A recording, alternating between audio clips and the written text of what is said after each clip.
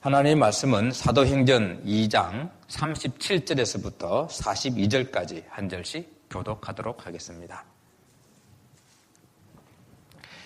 그들이 이 말을 듣고 마음에 찔려 베드로와 다른 사도들에게 물어 이르되 형제들아 우리가 어찌할꼬 하거늘 베드로가 이르되 너희가 회개하여 각각 예수 그리스도의 이름으로 세례를 받고 죄 사함을 받으라. 그리하면 성령을 선물을 받으리니 이 약속은 너희와 너희 자녀와 모든 먼 데 사람 곧 우리 주 우리 하나님이 얼마든지 부르시는 자들에게 하신 것이라 하고 또 여러 말로 확정하며 권하여 이르되 너희가 이 패역한 세대에서 구원을 받으라 하니 그 말을 받은 사람들은 세례를 받음에 이날에 신도의 수가 3,000이나 더하더라. 그들이 사도의 가르침을 받아 서로 교제하고 떡을 떼며 오로지 기도하기를 힘쓰니라. 아멘. 우리는 지난 시간에 성령의 충만함을 받은 사도 베드로가 첫 번째 한 그 설교를 함께 생각을 해보았습니다. 베드로의 첫 번째 설교를 통해서 설교를 듣는 자세가 어떠해야 되는지 우리는 생각해 보았는데 설교를 우리는 들을 때 항상 하나님께서 나에게 주시는 말씀으로 오늘 이 상황 가운데 나에게 주시는 말씀으로 받는 것이라 이렇게 말씀을 드렸습니다. 그러면 이 베드로의 설교를 들었던 당시의 예루살렘 사람들은 어땠을까요? 그 사람들 반응들은 어땠습니까? 이 말씀을 들었을 때에 그들이 어떤 반응을 나타내느냐 하는 그런 질문입니다. 그들도 베드로의 설교를 듣고 그 설교의 말씀을 지금 나에게 주어지는 말씀으로 내가 듣고 적용해야 되는 그런 말씀으로 예루살렘 사람들이 받아들였습니다. 그래서 오늘 이 베드로의 설교에 대한 예루살렘 사람들의 반응, 그들의 적용을 함께 살펴보기를 원합니다. 베드로의 설교에 대한 첫 번째 그들의 반응은 죄에 대한 회개였습니다. 우리가 지난주 말씀을 통해서 37절을 우리가 37절을 보게 되면은 그들이 이 말을 듣고 마음에 찔려 베드로와 다른 사도들에게 물어 이르되 형제여 우리가 어찌할꼬 하거늘 이라고 이렇게 말씀하고 있습니다. 그들이 들었던 이 말씀은 바로 베드로 사도의 설교의 전체의 내용이겠는데 그래도 베드로 사도가 마지막 36절을 전체 설교의 하나의 결론으로 요약으로 다시 강조하고 결론을 맺었는데 지난번 설교 때에 36절을 우리가 함께 읽고 이렇게 결론을 맺은 것을 기억합니다. 그런즉 이스라엘 온 집은 확실히 알지니 너희가 십자가에 못 박은 이 예수를 하나님이 주와 그리스도가 되게 하셨다라고 말씀하셨습니다. 이 말씀이 핵심이 뭐냐고 하면은 설교를 듣고 있던 유대인들에게 너희가 예수를 십자가에 못 박아 죽였다라고 말하고 또 그 유대인들이 죽인 이 예수를 하나님께서 너희들의 주요 그리스도가 되게 하셨다라고 선포를 한 것입니다. 그런데 이 말씀을 들었던 예루살렘 사람들이 어떻게 갑자기 마음의 찔림을 받고 이렇게 회개하게 되었을까요? 예수를 십자가에 못 박아라고 외쳤던 사람들이 아닙니까? 바라바를 내어주고 예수를 없이 하라라고 외쳤던 그런 사람들이 아닙니까? 만일 내가 하나님의 아들이거든 십자가에서 내려오고 우리들을 한번 구원해봐라고 조롱하며 침을 뱉었던 사람들이 아닙니까? 그러면 이 베드로의 설교가 엄청나게 훌륭했기 때문에 이들이 마음의 찔림을 받고 이렇게 회개를 했을까요? 우리가 알다시피 베드로라는 사람은 그렇게 말을 잘하거나 그 말이 논리적이거나 유식한 사람은 아닌 걸로 알고 있습니다. 그럼 무엇이 이들로 하여금 이러한 회개로 나올 수 있도록 했습니까? 설교를 하는 베드로나 설교를 듣는 그 사람들에게 역사하셨던 바로 성령의 사건이라는 것입니다. 성령의 역사를 통해 가지고 이러한 일들이 일어났다는 이야기입니다. 베드로를 성령의 붙잡힘을 받아서 그런 성령의 능력으로 설교하게 하셨고 또한 그 말씀을 듣는 사람들에게 성령으로 마음을 열게 하시고 또한 깨닫게 하셨기 때문에 그들이 마음의 찔림을 받게 되었다는 것입니다.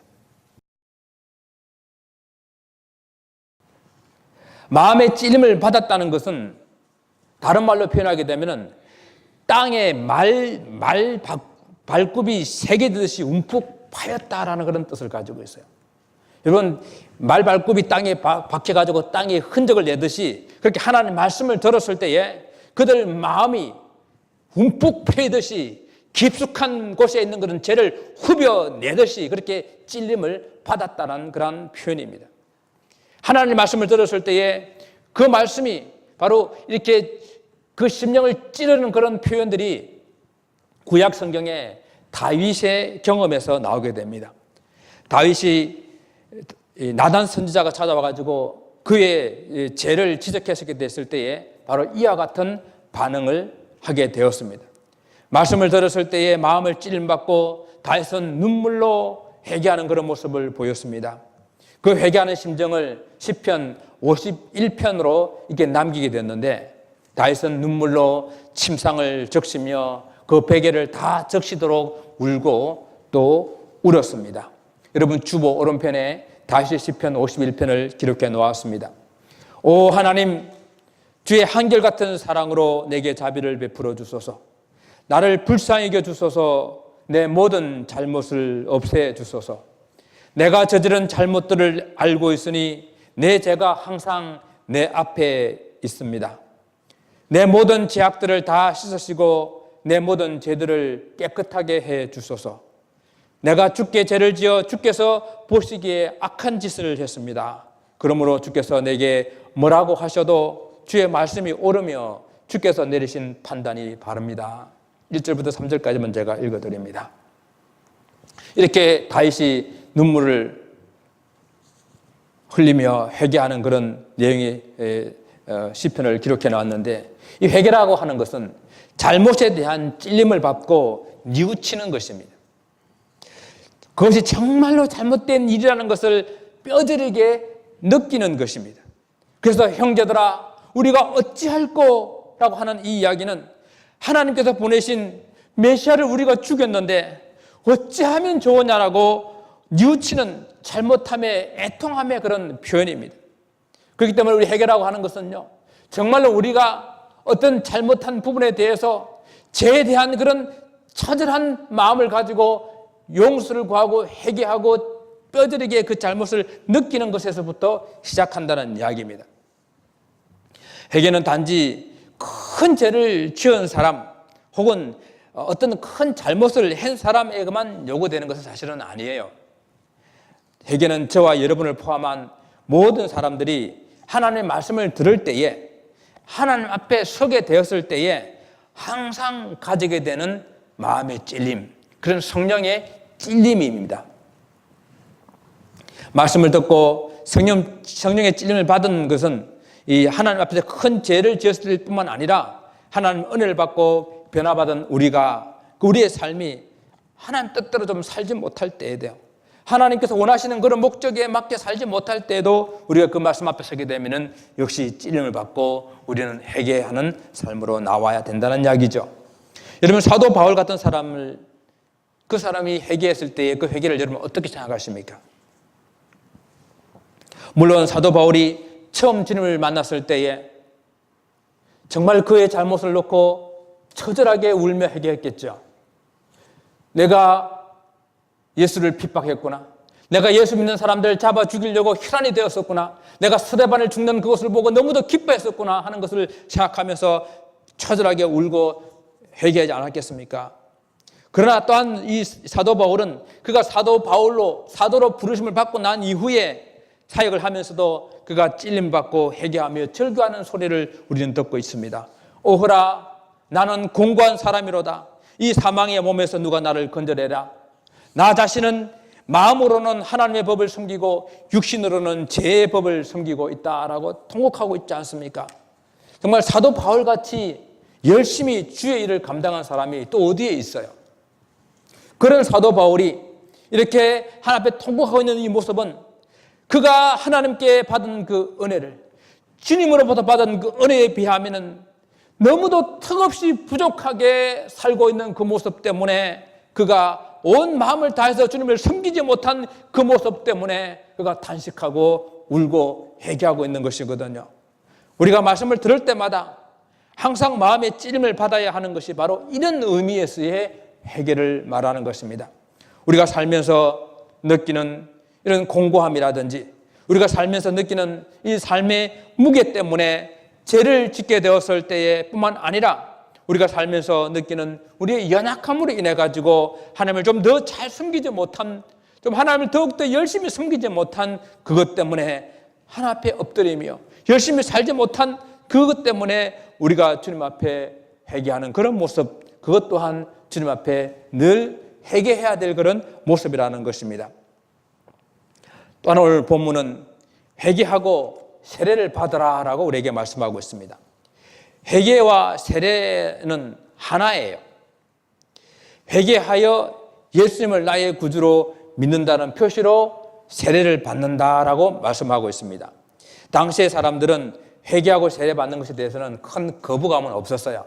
왜냐하면 이미 세례 요한이 광야에서 회개하라 천국이 가까웠다 그럴 때에 많은 사람들이 나와서 그 앞에 회개하면서 이렇게 세례를 받는 그런 모습들을 가지고 있었기 때문에 그렇습니다. 그러나 세례 요한의 세례와 지금 이 초대교회 성도들이 받았던 이 세례는 차원이 다른 세례였습니다. 지금 이 세례는 예수의 이름으로, 예수님의 이름으로 세례를 받는 것입니다. 단순히 잘못을 뉘우치는 정도가 아니라 예수님의 이름으로 세례를 받기 때문에 실제적으로 그들의 죄가 깨끗하게 용서함을 받는 그런 용서의 세례입니다.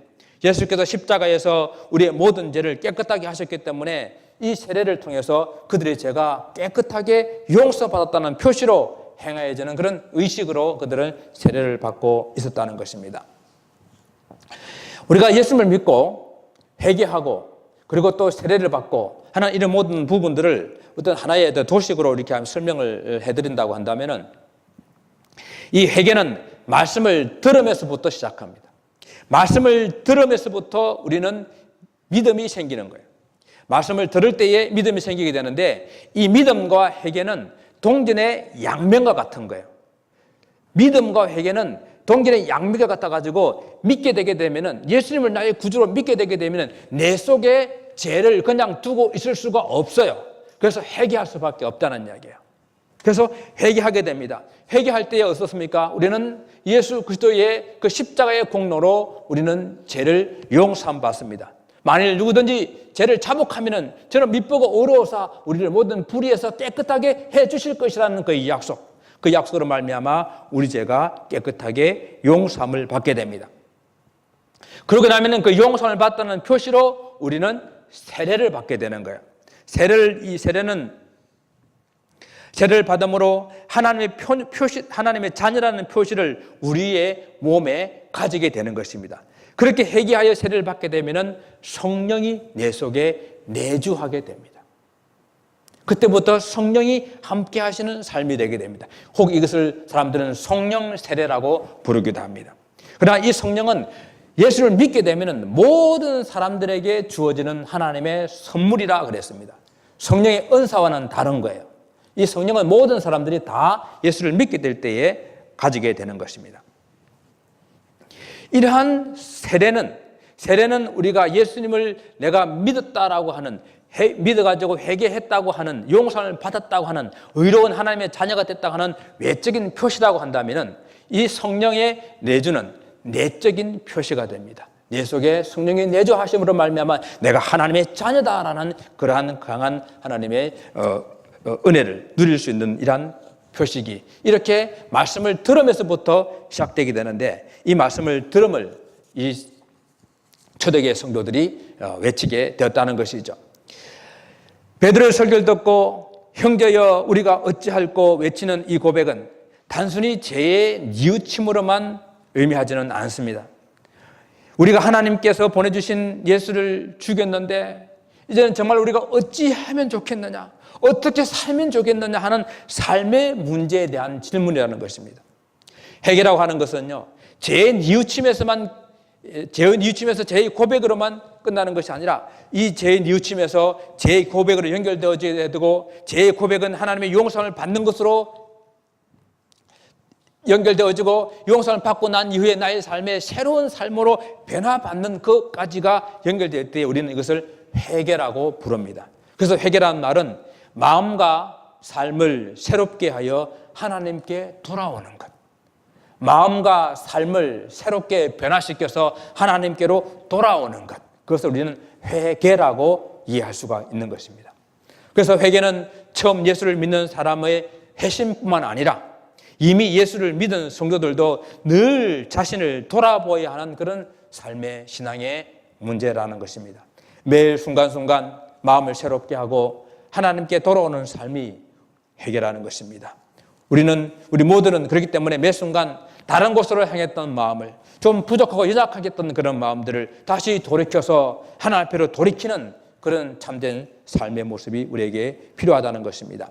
우리가 회개라고 했을 때에 이것을 마음과 삶의 새로운 변화라고 그랬는데, 이런 변화는 우리가 먼저 복음에 대한 주님의 뜻을 깨달은 곳에서부터 시작을 하게 됩니다. 우리가 삶의 변화라고 하게 될 때에 눈에 보이는 겉모습의 새로운 변화를 많이 생각해요. 물론 실제적으로 예수를 믿고 난 다음에 겉모습이 변화되는 사람들이 많이 있습니다. 놀랍게 변화되어서 변화된 삶을 살아가는 그러한 사람들도 많이 있어요. 그러나 또한 이렇게 겉모습뿐만 아니라 참 겉모습은 잘 이렇게 표현되지 않더라도 내면적으로 이렇게 변화되는 그런 모습들이 있는데, 어쨌든 하나님께 구원을 받고 나면은 내가 겉모습이 변하든 혹은 내면적으로 변화하든 나타나야 될 것이 하나가 있는데, 내가 얻은 구원의 복된 소식을 다른 사람에게 전하는 모습으로 나타나야 된다는 이야기입니다.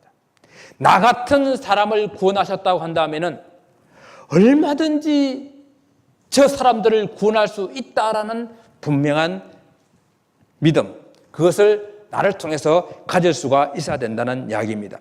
그래서 아직도 옛날의 나처럼 예수를 믿지 않는 사람들을 바라보게 될 때에 그 영혼들을 불쌍히 여기고, 어떤 주님께서 나를 이렇게 구원해 주신 것은 나를 통해서 저런 사람들을 구원하시기 위한 하나님의 뜻이 있다라는 사실을 깨닫는 것, 그것이 내가 변화받았던 삶의 모습의 첫 번째 나타나야 될 그런 현상이라는 것입니다.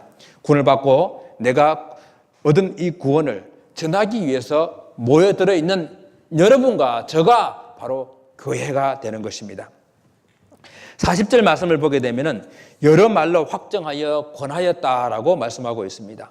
먼저 예수를 믿은 사람들이 다른 사람들에게 확신을 가지고 여러 말로 이렇게 복음을 전했다는 이야기예요. 이 말씀은 복음을 듣고 난 다음에 내가 분명하게 예수를 믿는다라는 것을 의미하는데, 내가 예수를 믿어 그리스도인이 되었다라고 하는 것은요, 자기 자신에 대해서 잘 알고, 그리고 내가 또한 무엇을 믿는지에 대해서 분명히 알고 있는 것을 말하는 것이에요. 두 가지라 그랬습니다. 내 자신을 잘 알고 내가 지금 믿고 있는 것이 무엇인가, 내가 그리스도인이 됐다는 것이 무엇을 의미하는가 하는 것을 알고 있다는 이야기예요. 여러분, 다윗의 시편을 생각해 보았는데, 다윗의 시편을 쭉 한번 읽어보게 되면은 다윗이 자기가 참 하나님 앞에서 지었던 그 엄청난 죄로 인해 가지고 회개하는 그런 눈물을 흘리기도 했지만은, 자기가 지은 죄와는 상관이 없이 이미 내가 어머니의 뱃속에 있을 때에, 어머니 뱃속에 잉태됐을 때부터 나는 죄인이었다는 고백을 하고 있어요. 이는 놀라운 발견이에요. 우리가 우리 자신을 안다는 것은 두 가지라 그랬잖아요. 내가 얼마나 많은 죄를 지은 사람인가 하는 것을 아는 것과 내 죄와는 상관없이 나는 죽을 수밖에 없는 존재라는 사실을 아는 거예요. 다른 말로 표현하게 되면은 우리가 죄인이라고 말하는 것은 내가 죄를 지어서 죄인이라고 표현하는 것보다도 내가 죄인으로 태어났기 때문에 우리는 죄인이라는 거예요. 그래서 죄인으로 태어났기 때문에 내가 어떤 행동으로 내가 어떤 선을 행해서는 구원받을 만한 길이 없기 때문에 예수 그리스도가 아니면은 구원받을 길이 없다는 것을 아는 거예요. 예수 그리스도가 아니면 구원받을 수 없기 때문에 예수 그리스도가 나의 모든 전부이며 또 나를 구원할 수 있는 유일한 기대한 사실을 고백하는 것, 바로 그 사람들이 그리스도인이다라고 부르는 사람들입니다. 만약에 예수 그리스도가 구원받는 많은 길들 중에 하나라고 믿는 사람들이 혹 있다고 한다면 그런 사람들 우리는 그리스도인이라고 부르지 않아요. 그냥 그 사람들은 종교인이에요. 그냥 종교인입니다. 많은 종교 가운데에 기독교도 구원받는 하나의 길이라고 생각하는 사람들은 우리는 그런 사람들을 그리스도인이라고 하는 것은 그리스도만이 나의 구원이요, 그리스도만이 나의 전부라고 고백하는 사람들을 그리스도인이다, 크리스찬이다라고 부르거든요. 우리가 이런 많은 말로 확증하며 살아가는데 자기를 확증하는 것을 사람들에게 삶으로 나타내며 권하는 이런 삶이야말로 진정한 그리스도인으로서의 변화된 그런 모습이라고 할 수가 있습니다. 세상 사람들이 오늘날 교회를 향해서 많은 비판의 소리들을 하고 있습니다. 물론 그 중에는 교회의 진리 자체를 비판하고 부정하는 그런 이야기들도 있어요. 그렇지만은 교회가 정말 잘못했기 때문에 하는 비판이어서 교회가 귀를 기울이고 들어야 할 그런 내용들도 많이 있습니다. 그리스도인이 그리스도인답지 못하다라고 말합니다. 정말 교회가 교회답지 못하다라고 말합니다. 그리스도의 사랑과 용서와 헌신의 모습은 보이지 않고 단순히 입으로만 문의로만 외치는 맹목적인 그리스도인들이 너무 많다는 이야기입니다.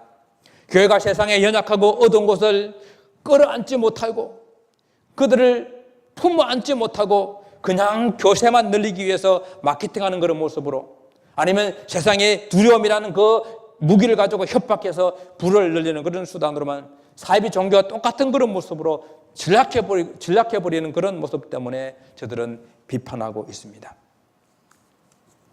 우리는 핑계를 대죠. 교회라고 다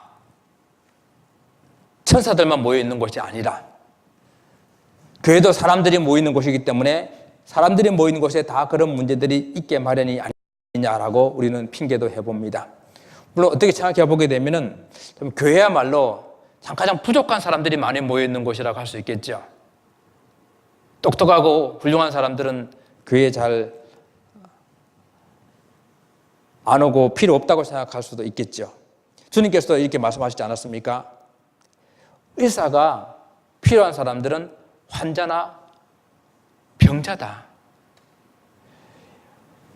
건강한 사람한테는 이 의원이 쓸데가 없고 의사가 쓸데가 없고 병든 자에게야 이 의사가 필요한 것처럼 정말 이 하나님을 믿고 교회를 나오는 사람들은 부족한 줄 알고 연약한 줄 알고 또 부족하고 연약한 사람들이 나오는 그런 모습일 수도 있습니다.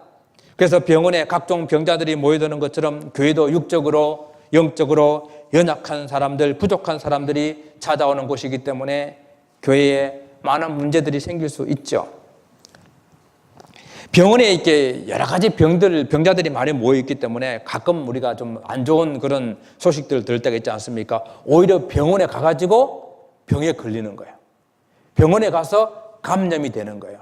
그런 일들이 종종 있어가지고 많은 이야기들을 듣게 됩니다. 그런 문제들이 교회에서도 발생할 수 있습니다. 연약한 사람들, 부족한 사람들이 모였기 때문에 교회에서 그런 모습들이 발생할 수 있어요. 하지만 병원에 병자들이 모여드는 곳이라 해가지고 병원에서 병이 감염되고 새로운 병을 얻는 것은 그건 당연하다고 말할 수는 없지 않겠습니까? 마찬가지로 이 교회에도 연약한 사람들이 모였지만은 예수를 믿고 난 다음에 우리는 변화된 모습으로 나타나야 되는 거예요. 병원이 더 깨끗해야 되고 더 조심해서 감염을 막아야 되고 어떻게 하든지 병원에서 병자들을 고쳐서 건강하게 해야 되는 것처럼 교회도 그렇게 돼야 되는 거예요. 예수를 믿어서 그리스도인이 되었다고 한다면 과거의 삶을 끊어내고 새롭게 변화된 모습으로 우리는 나타나야 됩니다. 새로운 삶을 살아내야 됩니다. 교회라는 공동체는 더 그렇기 때문에 조심하고 더 노력하고 더 깨끗해지기 위해서 온 성도들이 모범적인 그런 삶을 살아내야 되는 거예요. 우리가 잘 하는 표현으로 세상에서 빛과 소금이 되는 삶을 우리가 살아야 되고 우리 교회가 그렇게 살아야 되는 겁니다. 이렇게 변화된 모습을 가지고 세상에 복음을 들고 나갈 때에 사람들의 마음이 움직이는 것입니다. 이것이 변화된 모습으로, 변화된 삶으로 예수님의 복음을 전하는 길이 되는 것입니다. 오늘단 본문은 예수를 믿어서 변화받은 그리스도인이 된다는 것은 옛 사람의 모습을 벗어버리는 것을 말하는데, 오늘 본문에서는 패역한 세상에서 구원을 받아라 라고 말씀하고 있습니다. 내가 그리스도인이 되어 교회를 다닌다고 한다는 것은 세상에서부터 우리를 불러내어서 하나님의 거룩한 공동체의 인원으로 살게끔 하는 것이거든요. 이게 세상으로부터 불려져 나왔다는 이야기입니다. 그렇기 때문에 세상 일을 벗어버려야 돼요. 물론 이렇게 이야기한다고 해가지고 우리가 저 세상을 등지고 산으로 광야로 나가서 살아라는 그런 이야기는 아닙니다. 혹시 여러분들은 이 세상을 어떻게 생각하세요? 이 세상을 어떻게 여러분들은 바라보고 있습니까? 그리스도인으로서 나는 이 세상에서 어떻게 살 것이냐 하는 이 문제를 끊임없이 우리는 물어봐야 됩니다. 40절에 분명히 말씀하고 있잖아요. 이 패역한 세대에서 구원을 받으라. 그리스도인이 살아가고 있는 이 세상을 패역한 세상이라고 말씀하고 있습니다. 그리스도인들은 패역한 세상에서 그들의 모습과 동일하게 살아가는 것이 아니라 그들 속에서 나와서 구원을 받아야 된다라고 이렇게 표현하고 있습니다. 이 말씀을 어떻게 이해하면 좋을까요? 유진 피터슨이라는 분은 이렇게 말했습니다. 타락한 문화에서 구원을 받는 것이다. 주님께서도 이 세상을 믿음이 없고 패역한 세대다라고 말씀하셨습니다. 그리스도인으로서 이 세상을 산다는 것은 이러한 패역한 타락한 문화 속에서 산다는 말과 같습니다. 초대교회 당시에도 그들이 살았던 그 문화는 그들이 신앙생활을 하기에 좋지 않은 문화였습니다. 유대 문화도 마찬가지고 헬라 그리스 문화도 마찬가지고 죄악으로 물든 그런 세상이었습니다. 그런 세상의 문화 속에서 기독교인으로 그리스도인으로 산다는 것이 어떤 의미였습니까? 오늘날도 그리스도인이 신앙생활하기에 이 문화는 그렇게 좋지 못합니다. 그것들은 우리의 삶에 깊숙한 영역까지 파고 들어와서 우리로 하여금 그리스도인답지 못하게 살도록 합니다. 우리가 이 세상의 문화를 모두 다 기독교적으로 바꿔버리면 되지 않겠느냐라고 말하지만은 그런 세상은 오지 않아요. 또 그렇게 될 수 없습니다. 한때 그 비슷한 때가 있었어요. 로마가 기독교를 공인하고 국교를 삼고 난 뒤에 정말 세상은 기독교의 국가처럼 보였습니다. 그러나요, 우리는 역사 속에서 그때가 가장 기독교가 타락했었고, 그때가 교회가 가장 교회답지 못했었고, 그때가 크리스찬들이 가장 크리스찬답지 못한 시대였다고 우리는 말하고 있습니다. 세상의 문화는 항상 하나님의 나라와 적대적인 관계를 가지고 있었던 것을 아십니까? 이 패역한 문화 속에서 우리가 구원을 받으려고 한다면 그리스도인들이 이 세상 문화 속에서 어떻게 살 것인지 다시 한번 깊이 생각해 보아야 됩니다. 다시 한번 말씀드리지만 세상을 등지라는 이야기 아니에요.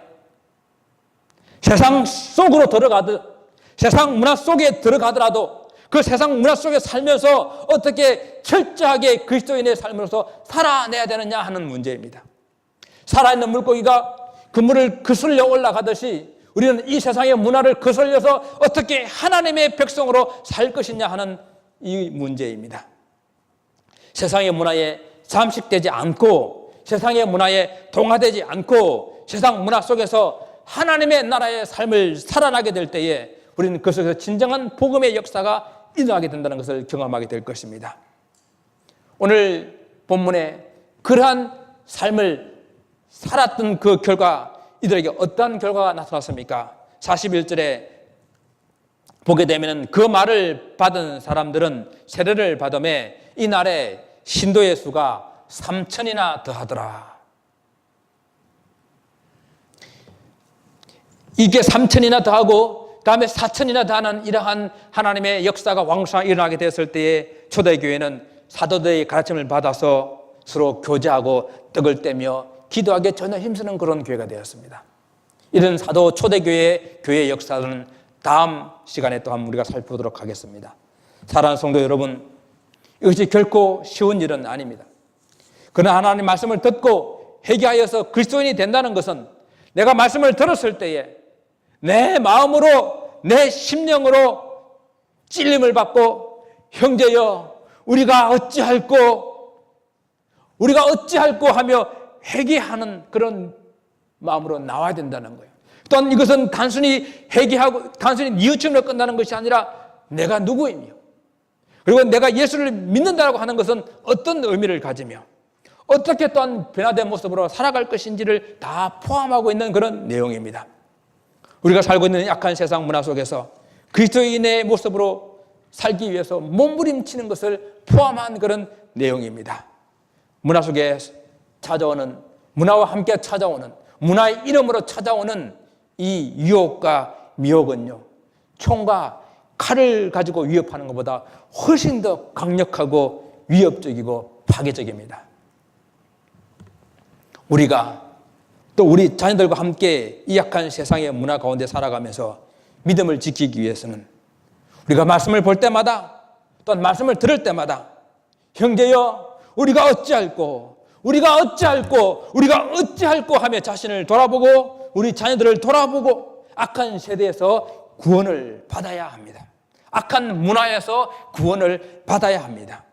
그래야 우리가 속한 세상 가운데 참 크리스찬이다, 참 기독교인이다라고 이렇게 인정을 받고 날마다 주의 구원의 역사가 일어나는 그런 축복이 여러분의 가정과 여러분의 직장과 산업과 또한 주의 몸된 교회에 날마다 일어나기를 주님 이름으로 축원을 드립니다. 기도하겠습니다. 아버지 하나님 감사합니다. 하나님, 지금 우리가 예수를 믿는다는 것이 무슨 의미인지 말씀을 들을 때마다 다시 한번 우리 자신을 돌아보며 우리가 어찌할꼬 우리의 약함을 돌아보며 주 앞에 엎드리는 삶이 되게 도와주옵소서. 이 약한 문화 속에서 구원받아 참 하나님의 백성으로 살아갈 수 있도록 축복하여 주옵소서. 감사하며 예수 그리스도의 이름으로 기도드리옵나이다. 아멘.